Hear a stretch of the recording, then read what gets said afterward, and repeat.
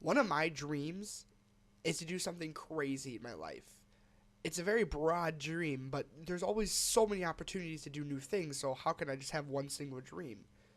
And even though I wasn't a big sports kid growing up, I've always enjoyed watching it. So who wouldn't want to go to the Super Bowl? That's right, I actually did. Last year of 2018. My name is your boy named Brady, and boy, do I have a story for you. We're going to start at the beginning. I have a huge story, so let's get right into it. Okay. It all started out when I was at my college, and I was eating some dinner with my friends, and I just got done with my class. I get downstairs. I was actually having a bad day. I do remember this day specifically. I was having a bad class day. I'm pretty sure I did pretty bad in an exam.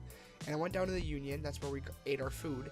And I was eating with my friends, and one of them said, "Hey, do you want to go to the Super Bowl?" And I was like, I was so thrown away. It was like such a random question. I was like,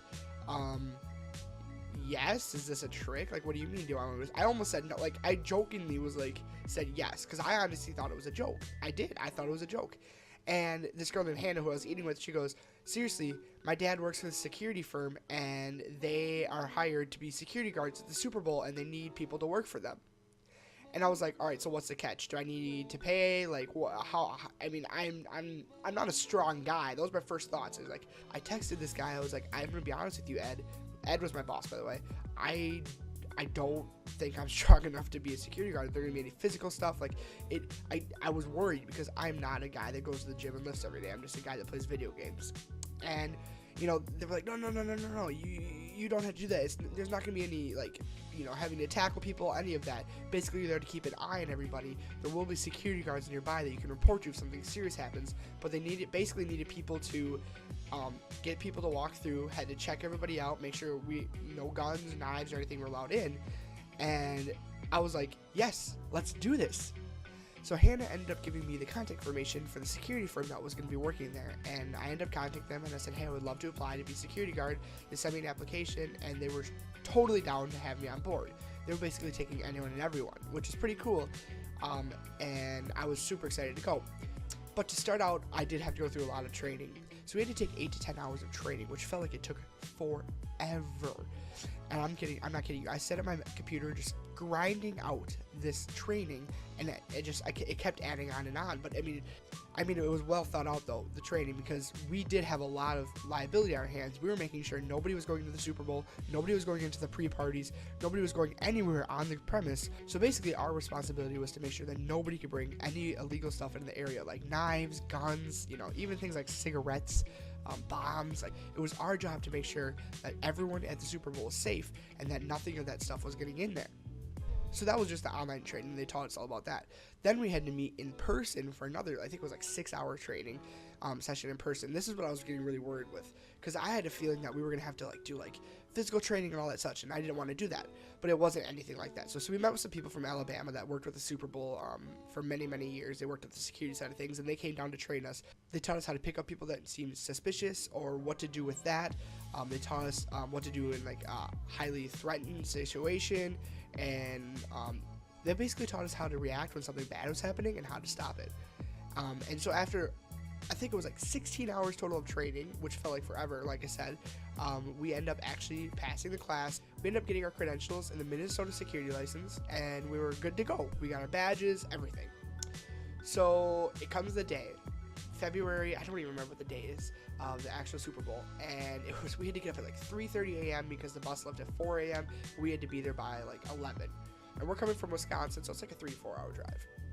So we get on the bus. It was a long drive. I slept all the way up there, and all I remember is when we first started to get into Minneapolis, the cities, you saw propaganda everywhere. Eagles, Patriots, Tom Brady. I mean, every poster, every sign was Super Bowl stuff. There were planes flying over the top with big banners on the back.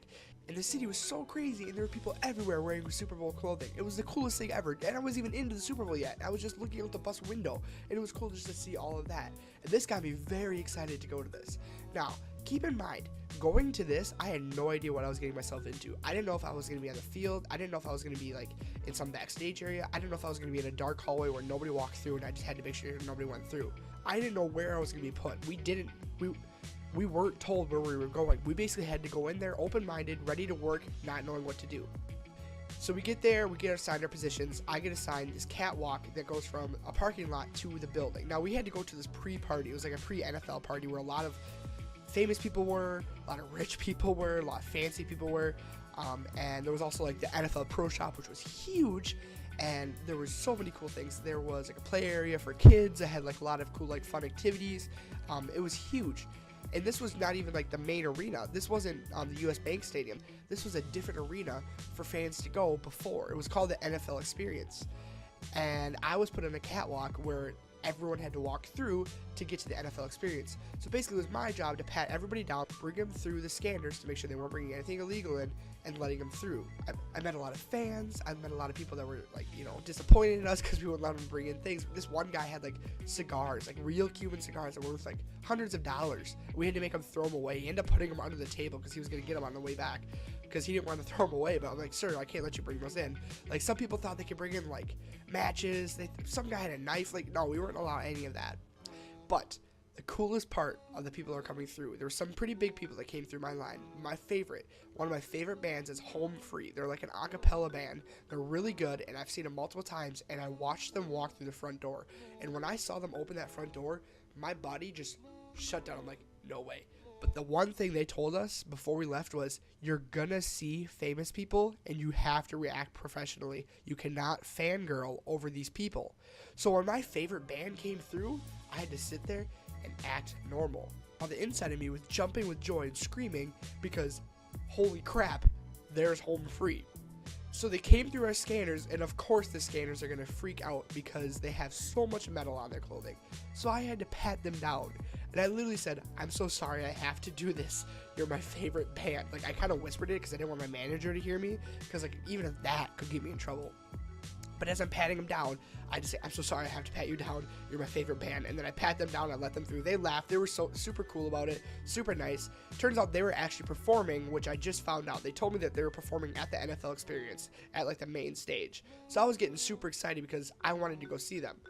So as we were working, we got separate breaks for lunch. And instead of me going to get food or just taking a break, I ended up just sneaking into the actual party because I had the credential, but I wasn't technically supposed to go back there. But since I was a security guard, I had the credential to go back there. And I went back there and I saw them. And there they were singing. And they saw me down there. They actually, like, one of them pointed at me. And I got to watch them perform, and all these fancy people like drinking wine and champagne around these tables. There's lots of people like in suits, like there were some famous people. It was so cool. And here I am in my red coat and my black pants, just walking around taking videos of everything. I felt so out of place. I'm gonna be 100% honest with you. I felt so out of place. It was really weird, but it was so cool to see all of this. And I ended up actually getting in trouble for videotaping. Another security guard came up to me and goes, "You can't videotape in here." I'm like, "Yo, man, I'm sorry. I thought I was going to get kicked out." I actually got low-key scared. So at the end of my break, I ended up going back. I did check by the NFL shop. There was so many cool things there. Very expensive, I am going to put in there. Very expensive. But it was a huge shop for something that was just like made like just for the week. It was this huge shop. And I ended up going back to my work, and throughout the day, more random people came through, and then people started leaving, and then Home Free ended up coming back through my line because they had to go back to their vehicle, and they said, "We saw you out there." I was like, "Yeah, I went and saw you guys too," and I was trying to keep it a little quiet because my manager was right behind me, and yeah, it was pretty cool. That was a really cool experience. But then my manager told me, "Just to let you know, we're not going to be going to the actual game. We're going to be here till the end of the night." And that's when it hit me that, holy crap, I came here for nothing. Without trying to sound selfish, I wanted to go to the Super Bowl so I could actually see the Super Bowl, not be on a catwalk like 500 blocks away from the actual game. And every one of us workers were disappointed. So there was one other friend with me that was from my same security firm, and then everybody else that was working with us was at a different security firm. And we were all complaining because like we were told that we were going to be in the field, that we were told that we will be in the arena for the game. And all of a sudden, my manager gets a call on her phone saying me and my friend are allowed to leave because we have to go and get on a train to go to the field. And when she told me that, once again, here's me freaking out because, holy crap, it is time. I'm actually going to the Super Bowl, and I'm going to see the game. Not many people get to see it. I'm from a small town of 2,700 people. People like me, that where I'm from, we don't go to the Super Bowl. We watch it on our TV. Well, everyone sits around. I'm from Wisconsin. We just drink beer and eat Cheetos and watch the game. Like, we don't get to actually go to the Super Bowl. And I was so excited. And I'm like, let's go. Like, I was pumped. And we ended up waiting in the NFL Experience area. We had to watch like the first part of the game. We didn't get to see the whole game. I was watching the first part of the game, and it was about halftime when we started taking the buses over, the transit, excuse me.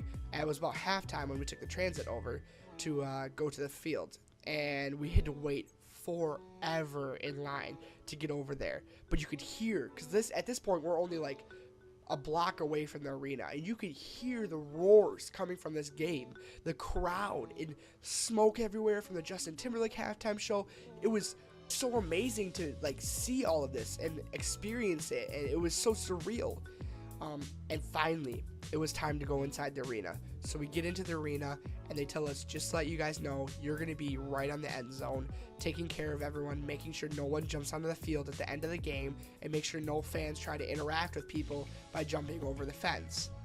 And I'm like, holy crap, I'm about to stand on the end zone of the NFL Super Bowl of 2018. So here we are standing there. And I started walking out the tunnel that players walked out. And it was like walking into this loud, I don't even know how to explain it, like a loud bubble. You couldn't hear a single thing. And you walked right in, and all of a sudden the sound just got louder and louder and louder until you finally realized, holy crap, I'm in the center of the Super Bowl. And I walked onto the field, we walked into a straight line, and we all sat down on one knee and had to look at the crowd. I couldn't watch the game. The game was happening behind me. While Tom Brady was scoring touchdowns right behind me, I was looking forward. I would glance behind me every once in a while, but the worst part was my manager was the person that stood right next to me. So I'm right dead center in the middle of the end zone, right behind the field goal post, with my manager sitting next to me, and I can't do anything. And she leans over to me and she goes, Brady, don't freak out, but Floyd Mayweather is standing about 5 feet in front of me. I don't even know how I didn't realize this. I was so caught with all the noises and everything. Floyd Mayweather was right in front of me. He had reserved this section right in front of us for him and his family and his friends. It was like a booth or something, not a booth, but like a party section or whatever. And he was watching the game while I'm sitting there staring at him. And I couldn't get my eyes off him. I said, holy crap, this is the coolest thing ever. I'm fangirling right now, but I can't show it. And I sat there. I basically had to watch after him to make sure nobody would hop into his section either. That's something my manager told me. She's like, make sure nobody jumps into Floyd's section. So here I am, Super Bowl behind me, Floyd Mayweather in front of me. There's fireworks going off because the game just ended. People are screaming because the Eagles won and the Patriots lost. And believe it or not, there was way more Patriots fans than Eagles fans, which I was really surprised because lots of people hate the Patriots. And there was fans everywhere, just screaming, having a good time. People pissed because the Patriots lost, and I thought it was the craziest thing. So basically, we had to take 5 to 10 steps back. We were almost on the 1-yard line. People were trying to hop in. We weren't allowing that. There was fireworks everywhere, smoke everywhere, and I realized right behind me they were setting up for the trophy ceremony for the winning team, where they give the trophy to the coach, the MVP. And I realized as they were getting this all set up, holy crap, these cameras are gonna be right on me. I'm gonna be on TV of the Super Bowl. And so I started planning. I wanted to do something kind of cool. I was going to lean back and just try to stare at the camera and see if I made it on the Jumbotron. And I did. Here's a picture of it now. It's a horrible picture, I'm sorry, but like it was super cool to even just say I was on TV of the Super Bowl where millions and millions and millions of people are watching. As the trophy ceremony is going on, I can see this little man trying to get on the stage, and I realized Kevin Hart's drunk right behind me trying to get on stage. Do you guys remember when Kevin Hart dropped the F-bomb on TV? I hope this is an example of what we can do. We get Lee, Kevin, I love you. All right, he got to go. He got to go. Listen. Yes, that was right behind me, trying to get on stage so he could be with the team. Obviously, they weren't letting him. All of this is going on, and I'm just, at this point, I don't even realize what's happening. My life just felt so fake, if that makes sense. It just felt like I was in a dream and that this wasn't happening. I never thought in my life I would actually be going to the Super Bowl. I never thought I would. But somehow I did. Somehow I made it. Somehow I got to make it on the end zone where I'm taking care of Floyd Mayweather. Somehow I made it on TV and the Jumbotron. Somehow I got to see Kevin Hart getting on the stage. And it felt so weird because I was getting paid to be there. there's one thing to go to the Super Bowl and pay for your ticket. There's another thing to go and be paid to be there. It was one of my favorite moments of my life, and I loved it. And I don't think I'll ever go back to the Super Bowl. It's one of those once in a lifetime opportunities. But honestly, I couldn't thank my security firm. I couldn't thank my friends for introducing me to their dad who worked for that security firm. I couldn't thank my manager for pointing out that Floyd Mayweather was right in front of me. I couldn't thank my family for letting me go. I was so thankful that I got to experience this opportunity. I'm so glad I get to share with you guys today with the Super Bowl coming up this next weekend. But seriously, guys, this was one of the coolest experiences of my life, and I appreciate you guys stopping by and listening to my story. And I've always wanted to share my story, and I feel like why not do it on YouTube? It's pretty cool. But yeah, guys, thank you guys so much for watching the YouTube video. But now I am going to do something real quick. Can you guys just give me 5 seconds to do something? Down here will be my Twitch and my Twitter. I want you guys to go hit those links, and I'll throw my Instagram down there too. I want you guys to go to those links. Please go check them out. I stream Monday, Tuesday, Wednesday on Twitch. I do all kinds of video games. Usually it's Fortnite, but I'm starting to do other games like Minecraft, any other video games, and I love hearing suggestions too. Maybe Horror Wednesdays. You guys tell me. So if you guys want to go check that out, make sure you do that. Also follow me on Twitter, Instagram, whatever you want to do. Stay up to date with me. I appreciate you guys so much for stopping by my channel. Thank you guys so much. I hope you have a great rest of your day and enjoy the Super Bowl. Stay safe and see you guys later. Peace, everybody.